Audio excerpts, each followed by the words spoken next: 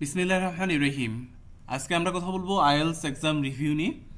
আজকের এই লেসনের কথা হবে 19 জুনের আইএলটিএস এক্সামের কোশ্চেন প্যাটার্ন নিয়ে, রিডিং প্যাসেজগুলো কোথা থেকে এসেছিল এবং এগুলোর আনসার কী ছিল, এছাড়া রাইটিং টেস্ট 1 এবং 2 এর কোশ্চেন বাকি এসেছিল সেটা আমরা দেখব। এবং গত কয়েক মাসের আইএলটিএস এক্সামের উপর বেস করে আমরা 21 জুনের আইএলটিএস এক্সাম নিয়ে একটা প্রেডিকশন বা সাজেশন দেব। সো আপনি যদি আমার চ্যানেলে নতুন এসে থাকেন অথবা এখনও সাবস্ক্রাইব করেননি, পরবর্তী আপডেট পেতে দ্রুত সাবস্ক্রাইব করে নিন। Before going to main discussion, আপনি যদি আমার কাছে অনলাইনে 1-to-1 স্পিকিং মক টেস্ট দিতে চান, সেক্ষেত্রে নিচে হোয়াটসঅ্যাপ নাম্বারে যোগাযোগ করতে পারেন। স্পিকিং মক টেস্টের সাথে সাথে ফিডব্যাক এবং স্কোরটা পেয়ে যাবেন। কী কী ভুল করছেন সেগুলো ধরিয়ে দেওয়া হবে এবং কীভাবে ইমপ্রুভ করবেন সেটাও সাজেস্ট করা হবে। স্পিকিং মক টেস্ট পারচেস করলে আপনি স্পিকিং পার্ট 1, 2, 3 এর জন্য সাজেশন এবং সেগুলোর আনসার সহ পিডিএফ পেয়ে যাবেন, যেখান থেকে মেইন এক্সামে ইনশাআল্লাহ স্পিকিং পার্টটা আপনি কমনও পেয়ে যাবেন। আমাদের স্পিকিং মক টেস্টটা কেমন হয়ে থাকে সেটা যদি জানতে চান, সেক্ষেত্রে আপনি আমাদের ইউটিউবের কমিউনিটি সেকশন অথবা ফেসবুক পেজ ভিজিট করতে পারেন, যেখানে প্রচুর স্টুডেন্টদের রিভিউ দেওয়া আছে। সো আপনি যদি আমার কাছে অনলাইনে 1-to-1 স্পিকিং মক টেস্ট দিতে চান, সেক্ষেত্রে নিচে হোয়াটসঅ্যাপ নাম্বারে যোগাযোগ করতে পারেন। আমরা মূল লেসনে চলে আসি। প্রথমে আমরা 19 তারিখের লিসনিংটা দেখব। ওভারঅল 19 তারিখের যে লিসনিংটা হয়েছে এটা ইজি টু মডারেটের মধ্যে হয়েছে। খুব বেশি একটা প্যারাফ্রেজিং ছিল না এবং স্পিডও স্বাভাবিক ছিল। এখানে পার্ট 1 যেটা ছিল গ্যাপ ফিলিং 1 ওয়ার্ডে 1 থেকে 10 নাম্বার কোশ্চিন, এটা নিয়ে কারো কোনো কমপ্লেইন ছিল না। ইভেন পার্ট 4ও গ্যাপ ফিলিং ছিল 1 ওয়ার্ডে, এটাও ইজির মধ্যেই ছিল। ওভারঅল পার্ট 1 এবং 4 ইজির মধ্যেই ছিল। পার্ট 2 এবং 3 দুটোতেই এমসিকিউ ছিল। পার্ট 2তে ছিল MCQ plus box matching, part 3তে এমসিকিউ এর সাথে ডাবল এমসিকিউ ছিল। সো বক্স ম্যাচিং নিয়ে অনেকের প্রবলেম হয়, আর ডাবল এমসিকিউ নিয়ে অনেক বেশি প্রবলেম হয় স্টুডেন্টদের মধ্যে। আমি এটা দেখেছি, লাইক দুটোর মধ্যে একটা হয় আর একটা আনসার হয় না। সো যাদের এই প্রবলেমটা আছে, অর্থাৎ বক্স ম্যাচিং এবং ডাবল এমসিকিউতে, তাদের ক্ষেত্রে পার্ট 2 এবং 3 মডারেট লাগতে পারে। কিন্তু যারা এই দুইটাতে খুব একটা প্রবলেম হয় না, একটু ভালো স্টুডেন্ট, তাদের কাছে পার্ট 2 এবং 3 খুব একটা বেশি প্যারা দেয় নাই। ওভারঅল মোটামুটি ইজি মডারেটের মধ্যেই লিসেনিংটা ছিল। দেন আমরা রিডিং নিয়ে যদি কথা বলি, রিডিংটাও আসলে খুব একটা বেশি মডারেট ছিল না। একটা প্যাসেজ যদি আমরা বাদ দিই, অন্যগুলো মোটামুটি আনসার করা গেছে এবং ভালো ধরনের রিডিংই মোটামুটি ছিল। অন্যদিকে আমরা যদি কম্পেয়ার করি সেটা 14 তারিখের সাথে, এখানে প্যাসেজ 1 যেটা ছিল এটা almost music and theatre related. এখানে ট্রু ফলস নট গিভেন ছিল এবং গ্যাপ ফিলিং ছিল। কোশ্চিন ওয়ার্ডের কিছুটা চান্স হতে পারে। সো ট্রু ফলস এবং গ্যাপ ফিলিং এবং খুবই ইজি ধরনের একটা প্যাসেজ ছিল প্যাসেজ 1টা। দেন প্যাসেজ 2 ইজি টু মডারেটের মধ্যে, এখানে হেডিং ম্যাচিং ছিল এবং নেম ম্যাচিং ছিল। এই দুইটা টাইপের কোশ্চিনই আসলে ছিল। এবং এখানে মোটামুটি হেডিং ম্যাচিং 14 থেকে 20 এবং নেম ম্যাচিং 21 থেকে 26 নাম্বার কোশ্চেন ছিল এবং ইন্টেলিজেন্ট বার্ড নিয়ে আসলে ছিল। এবং এর প্যাসেজটা আমি টেলিগ্রামে দিয়ে দিব, সেখান থেকে আপনারা দেখে নিতে পারেন প্যাসেজটা। প্যাসেজ 3তে এমসিকিউ, সামারি উইথ ক্লু এবং ইয়েস নো নট গিভেন, এই 3 টাইপের কোশ্চেন ছিল। এখানে কোশ্চেন ওয়ার্ডের কিছুটা চান্স হতে পারে। সো এই 3 টাইপের কোশ্চেন ছিল। অনেকের ক্ষেত্রে আমি যদি বলি এমসিকিউ এবং সামারি উইথ ক্লুতে প্রবলেম হয়ে থাকে, তাদের কাছে পার্ট 3 একটু হার্ড মনে হতে পারে। তবে খুব একটা বেশি আসলে হার্ড হয়নি। আজকের রিডিং যেটা ছিল একবারে আপনারা দেখতেছেন যে বেসিক ক্যামব্রিজ লেভেলের ছিল এবং হার্ডের যে লেভেলটা, ডিফিকাল্টির লেভেলটা একবারে ক্যামব্রিজ লেভেলের মতোই ছিল। খুব একটা বেশি মানে অতিরিক্ত হার্ড বা অতিরিক্ত মডারেট হওয়ার এমন হয়নি। দেন আমরা রাইটিং টেস্ট 1 যদি বলি, খুবই ইজি একটা বারগ্রাফ ছিল এবং আমরা গতদিন আসলে খুব স্ট্রংলি বলেছিলাম যে বারগ্রাফ আসার পসিবিলিটি আছে। সো বারগ্রাফই এসছে এবং ইজির মধ্যেই আসলে ছিল, মেল এবং ফিমেল নিয়ে। দেন রাইটিং টেস্ট 2 খুবই একটা ইজি ছিল। আমরা ইদানিং আসলে বিল্ডিং বা এ নিয়ে আমরা কিউকার সলভ করতেছি এবং কিউকার এর রিলেটেড আসতেছে এবং পার্ট 3 কোশ্চেনগুলো মোটামুটি বিল্ডিং নিয়ে, ওল্ড এবং মডার্ন বিল্ডিং নিয়েই থাকে। সো একদম সেম এই পার্ট টাস্ক 2-র যে কোশ্চেনটা আছে, এটা দেখে আসলে ম্যাক্সিমাম স্টুডেন্টদের মনে হয়েছে কোথাও না কোথাও দেখেছে। আসলে মূলত স্পিকিংয়ের এই কিউকার্ডগুলো হয়তো অনেকের পড়া আছে, যার ফলে এই কোশ্চেনটা অনেকটা সিমিলার লাগতেছে।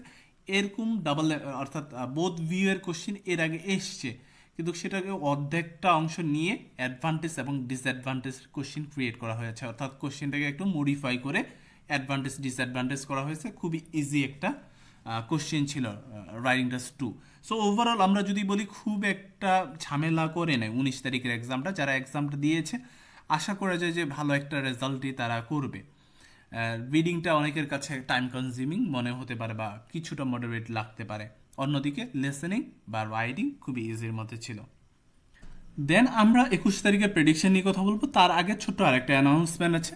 আমরা আপনাদের সামনে আরেকটা নতুন প্যাকেজ উপস্থাপন করছি, যেটাকে আমরা বলছি ওয়ান স্টপ সলিউশন। এই এক প্যাকেজের মধ্যে আপনি লিসেনিং, রিডিং, রাইটিং এবং স্পিকিং 4টা মডিউলেই কাভার করবে আপনার।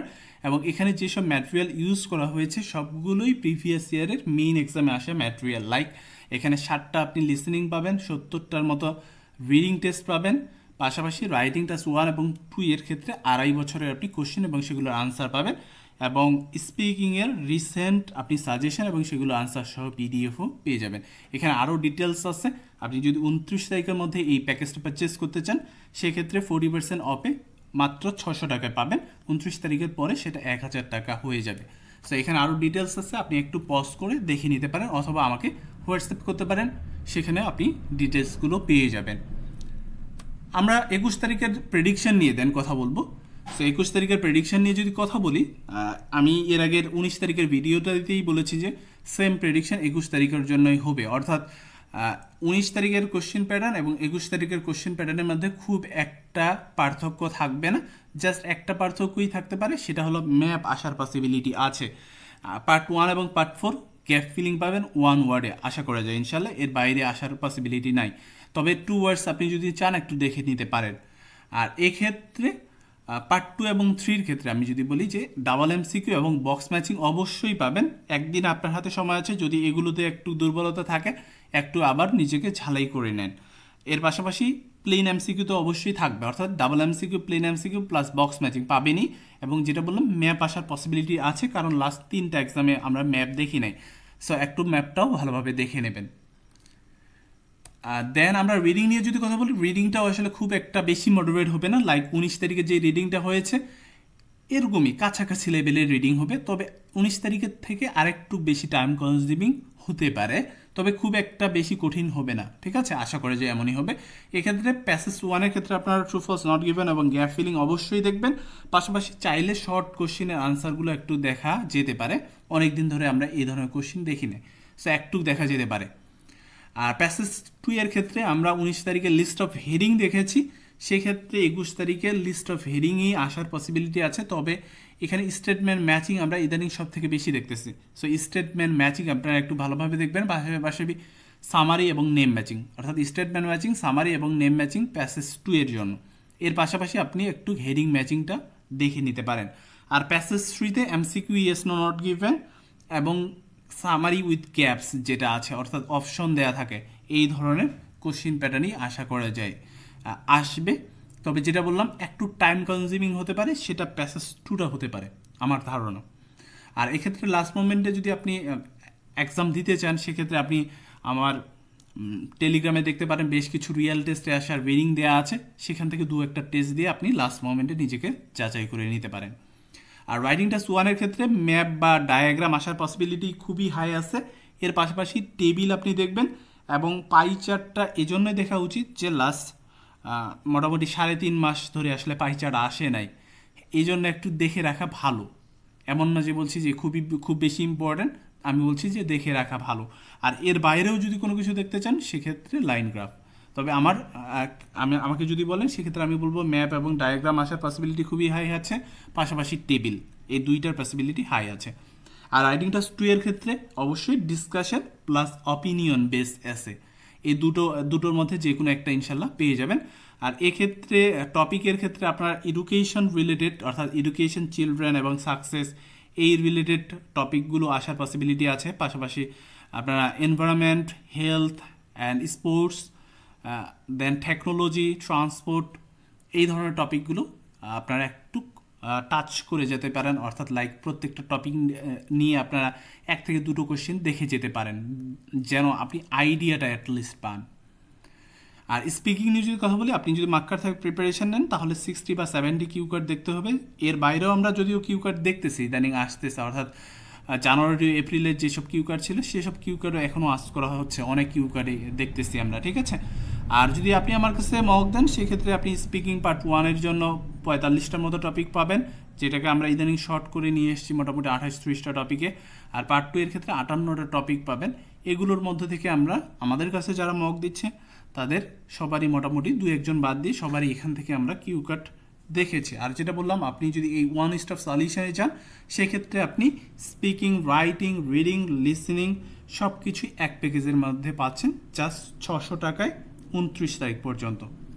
সো ওভারঅল আশা করি যে 21 তারিখে এক্সামটা আপনাদেরকে খুব একটা প্যারা দেবে না, আশা করা যায় ইনশাল্লাহ ভালো কিছুই হবে।